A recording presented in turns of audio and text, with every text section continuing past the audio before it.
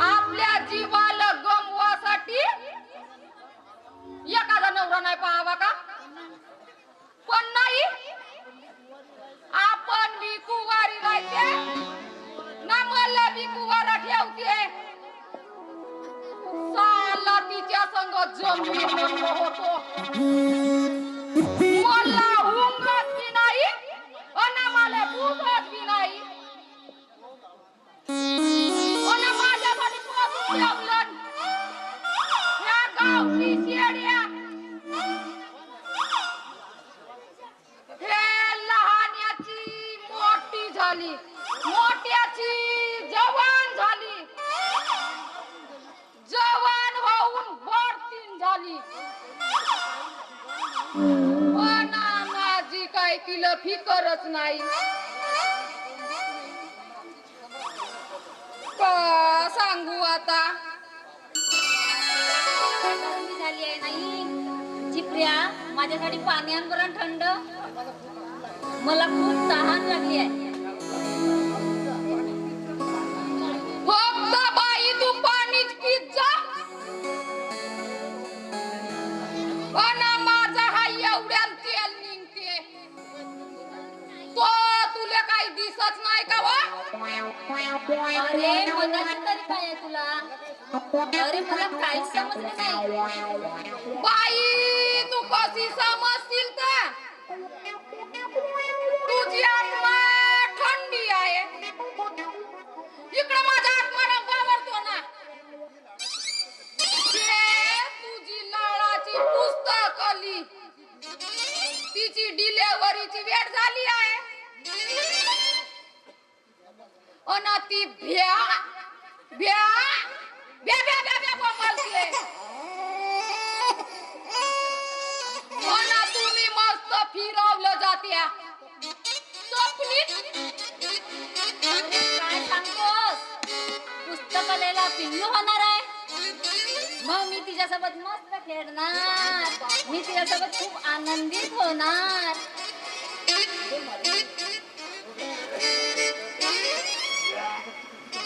बापा, हे बाई का बाई पिसी झाली का बापा?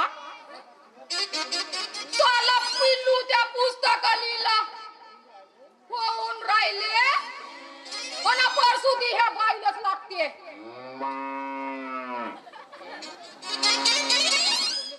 बाई डॉक्टरले बोलवा, आपल्याला काय डिलेव्हरीचं काय कळतच नाही बाप्पा.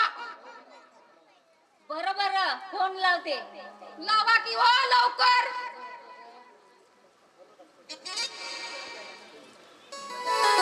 हॅलो डॉक्टर साहेब, येता का डिलिव्हरी करिता?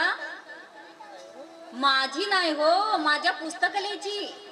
अच्छा, दत्तू गोंडी मोहल्यात आहात का? या बरं लवकर. झिपऱ्या, गरम पाणी ठेव, डॉक्टर साहेब येऊन राहिले. जाते बाई ना आणतो.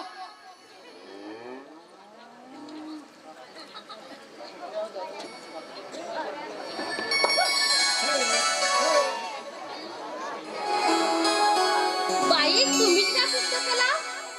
तुम्ही तर खूप असे नॉर्मल दिसता ना. मी नाही हो पुस्तकाला, माझ्या शेडीचं नाव आहे. असं होय का? मला वाटलं तुम्हीच पुस्तकाला. मी गाढोराचे डॉक्टर आहे बाई, डॉक्टर श्री पादे एकपुरे. मी फक्त गाई ढोरांची शेळ्यांची तब्येत पाहते. डॉक्टर महोदय, पुस्तकाला आमच्या शेळीचे नाव आहे. लवकर बघा तिला. बाई, आधी आम्ही पहिले घरचे माणसं चेक करतो. पहिले तुमची बीपी शुगर चेक करावं लागेल. काय म्हणल्या?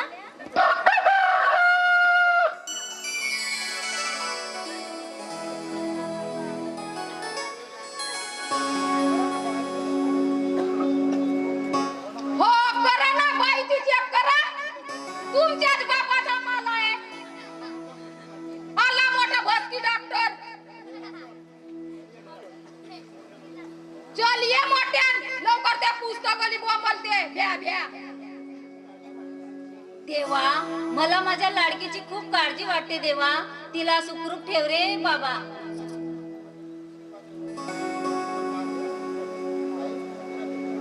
बाई, तुमच्या गचीवर कोणी खेळत राहते का? नाहीतर झिपरे आणि मी दोघेच जण राहतात. तुम्ही वर पाहता ना, म्हणून तुम्ही देवाला हाक मारता ना. आता बाई लक्षात आलं माझ्या. वर पुस्तकाचा नवरा राहत असेल. डॉक्टर, नवरा बायकोचा खेळ आधी खेळ जाळ, पहिलं जाऊन चेक करा. ठीक आहे, असं म्हणता ना, तर ठीक आहे.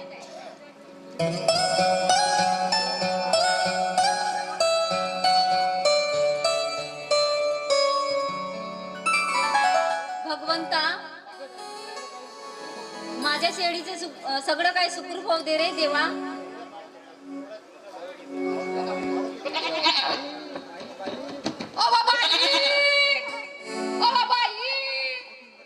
मोठी इमर्जन्सी केस आहे हो. म्हणजे आता काय करायचं? आता काट छाट करावं लागल.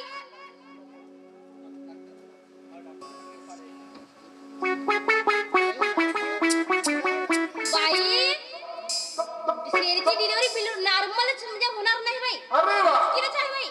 अरे वा. सीजर करावं लागेल तिथे. अहो डॉक्टर, वाटेल तेवढे पैसे द्यायला तयार आहे, पण तिची योग्य ती काळजी घ्या. असं म्हणतेस ना, बरं ठीक आहे. मी करतो आपल्या पद्धतीने जे प्रयत्न करायचे तेवढे प्रयत्न करतो मी.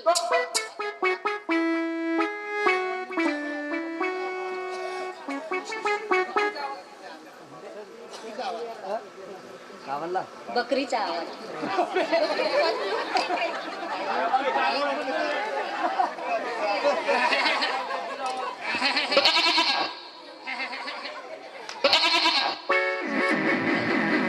बाई, झालं वाटते आता आमच्या पुस्तकालीचं काम.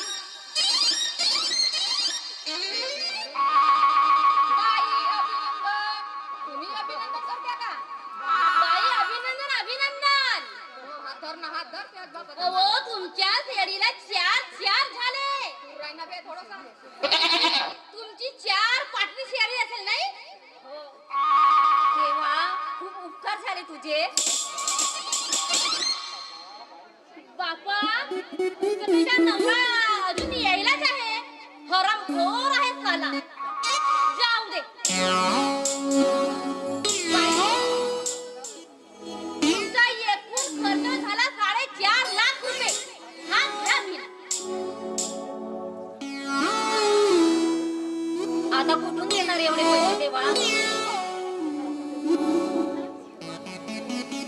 का सांगतेस का डॉक्टर साहेब? एवढे पैसे लागतात का ग? अबे, तिची इंग्लिश डिलिव्हरी केला. English delivery. इमर्जन्सी माल वापरला. एवढा इमर्जन्सी माल मग खर्च एवढा लागेल ना.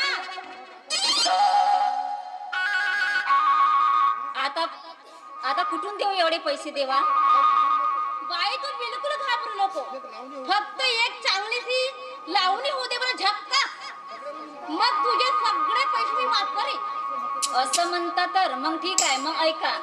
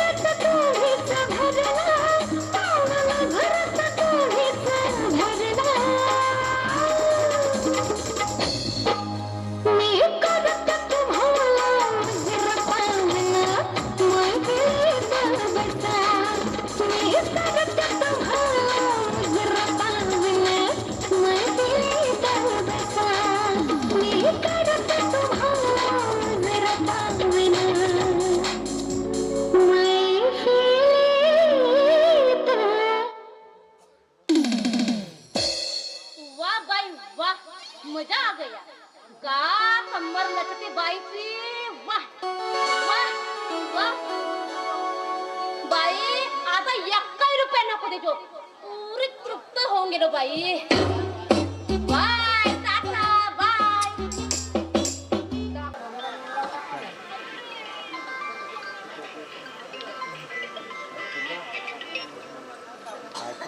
हा हॅलो हा कावडीजी बोला गोदामात अवैध माल आहे मग शासकीय नियमानुसार तुम्ही त्याला सील लावून द्या काय गोदाम माझ्या सासऱ्याच्या वेळ नियम तो नियम मलाही सरकारला सर्व गोदाम सील करा मलाही वरच्या लोकांना जबाब द्यावा लागतो ठीक आहे ठेवा बघते ती मी काय करायचे ते काय करू या मामाजीच्या एवढा धन वैभव घरी असून सुद्धा अवैध माल गोदामात ठेवतात पण हे सगळं मी डोळे झाकून सहन करू शकत नाही मला सुद्धा सरकारला जबाब द्यावा लागतो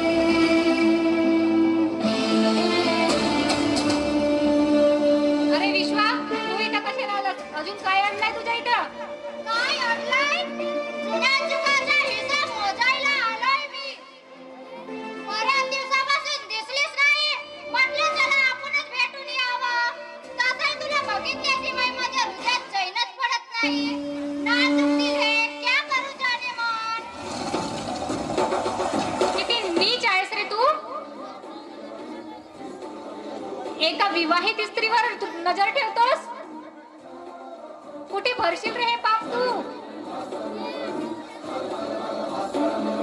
जनाचा नाही तर मनाचा तरी विचार करून बोलत जा मला शहाणपणा शिकवू नकोस माझ्या पाठीमागे तुझा स्वतःचा संसार आहे मी इकडे तुझ्या प्रेमासाठी तडमडतोय झाल्या माझी तास शांत कर नालायका तोंड सांभाळून बोल आता माझं लग्न झालंय आणि आता माझ्या होणाऱ्या बाळाचा तरी विचार कर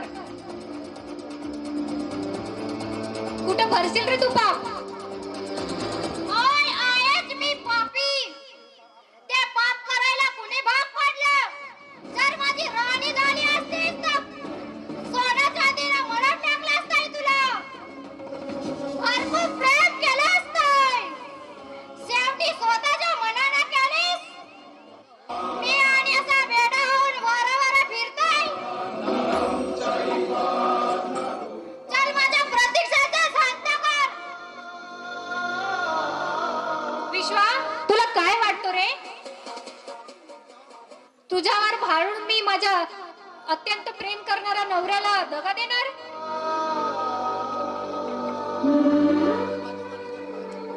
मी इतकी बाजारू वाटली का रे तुला? आलास त्याला जसा चालता हो, नाहीतर चप्पल मारून बाहेर काढीन. स्वतःच्या तोंडाला लबाड घाल, वाटेल स्वतःचा बोला करू नका. जर माझ्या मनात आलं तर आता या क्षणी तुझ्या अलगके करीन.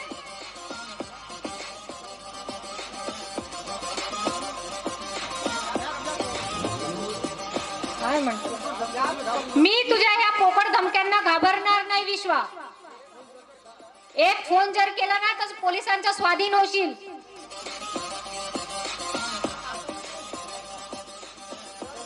चल चलता हो इथून. आई से गेट आउट. तीच रक्त गरम आहे अजून तुझ्या धमन्यात सरसाळले आहे. मग लाव पण बघतात तुझ्यात किती दम आहे तो.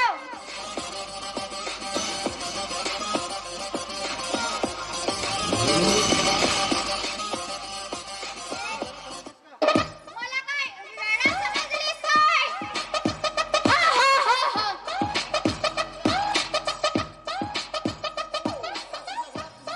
आज तुझ्या घरात कुणीच नाही आणि फक्त आणि मी माझी राणी रेणू. चल मग विजावून दे माझी आग.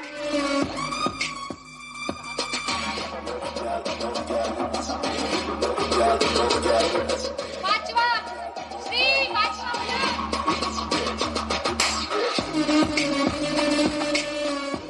आवाज तर ओरडण्याचा आवाज तर रेणूचा आहे.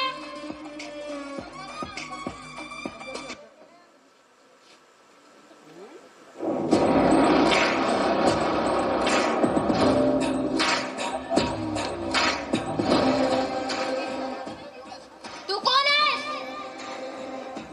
आणि आमच्या घरात काय करतोस तू? मला काय विचारतोस? तुझ्या स्वतःच्या बायकोला विचार. माझं काम आहे फक्त बायकोचा आग विझवणं. आता तिच्या जवानीचा दाढ होता, बोलवलं मला विझवायला. हा हा हा हा. सरळ तिलाच विचार.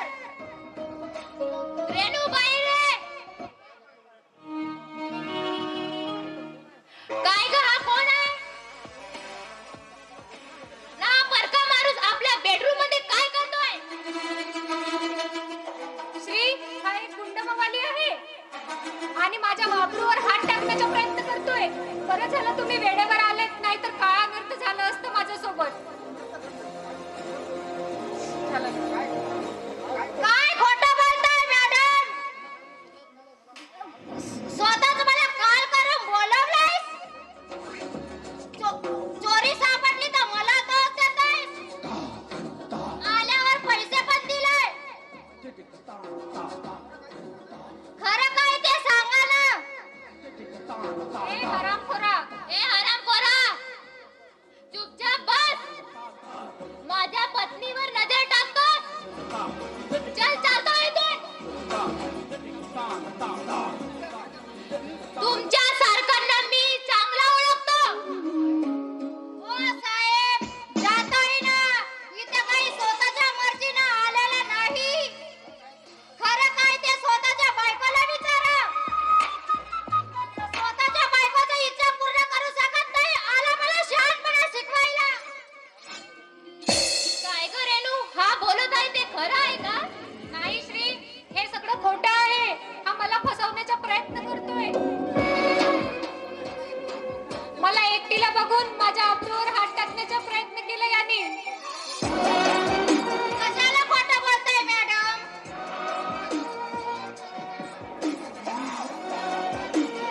साहेब, हिचा मोबाईल चेक करा. हिनेच मला बोलवलंय.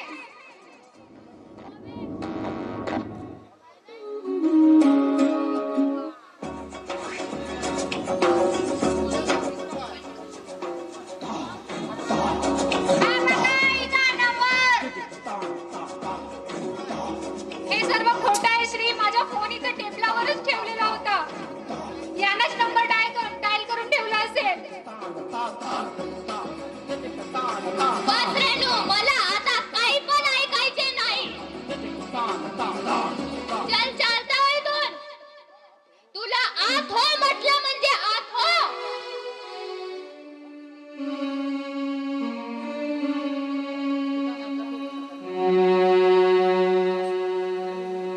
रेणू, शेवटी माझ्या गेमामध्ये फसलीस. तुला म्हटलं होतं ना, मला दगा देऊ नकोस म्हणून.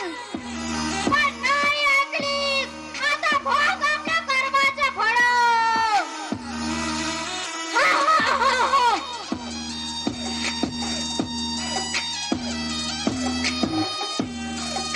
हा, हा, हा.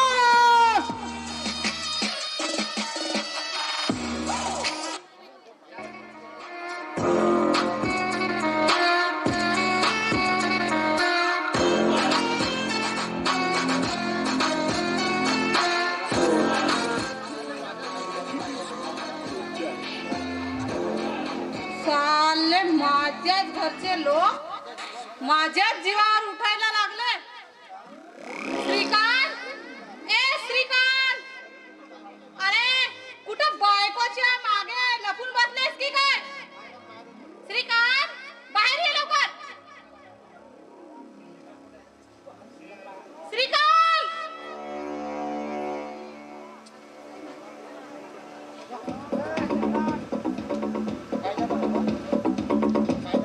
काय झालं बाबा? कशाला आवाज दिला मला? अरे आपल्या बायकोला बाहेर बोलव. तुला माहित आहे त्या सटवीनं काय केलंय ते? अरे आपल्या धानाच्या गोडाऊनला अख्खी सील ठोकली तिनं. सरकारी पदाचा वाद चढला सालीला. हे काय सांगताय बाबा? तुम्ही जरा शांत व्हा. याचा जवाब मी तिलाच विचारते. ए रेणू, ए बाहेर ये. काय झालं हो श्री? बाबाच्या धान्य गोदामाला तू सील करायला गेली होतीस ना? हे खरं आहे का? हो, खरं आहे ना. कारण त्यांनी गरीब जनतेचा माल आपल्या गोदामात अवैधरित्याने भरून ठेवलेला आहे.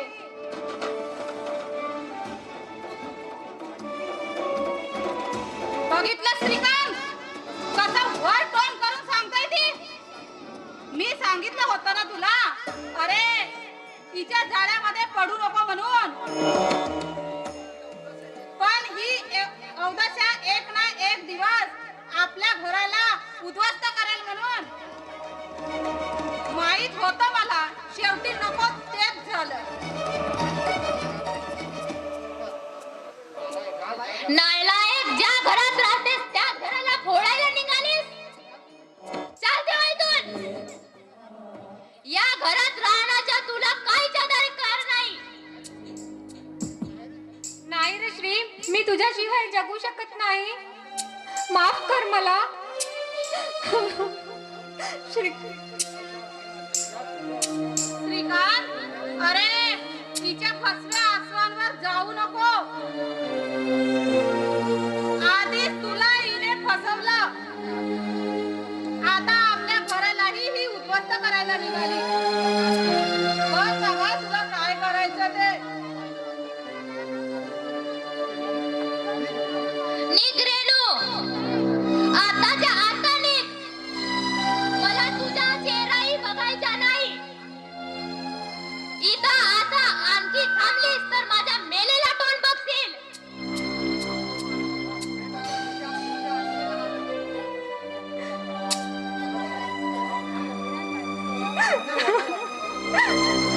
कोणत्या भांडणावर आणून ठेवलेला आहे रे देव. कसाला माझ्या सुखाचं जीवन दुःखात एका मिनिटात टाकलंय रे. श्री, मी तुझ्यावर प्रेम केलंय रे, आणि आपल्या प्रेमाची निशाणी माझ्या पोटात आहे रे आता. पण तुला जर सुखावत असेल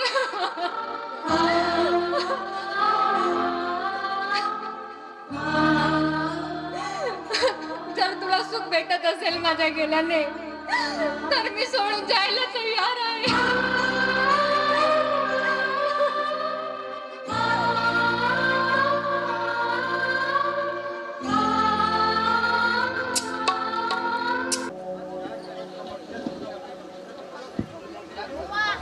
ज्या क्षणाची मी इतक्या दिवसापासून वाट बघत होती तो सण आता जवळच आला. श्रीकांत, मी तुझ्यावर एकतर्फे प्रेम केलं, पर तू माझ्या भावनेचा तिरस्कार करून पायदळी तुटवलंस. माझा विचार न करता त्या रेणूशी लग्न केलं. काय कमी होत रे माझ्यात? आता मला तू जसा तडपवला मी सुद्धा तुझ्या चुकी संसाराला आग लावून तडपवेन.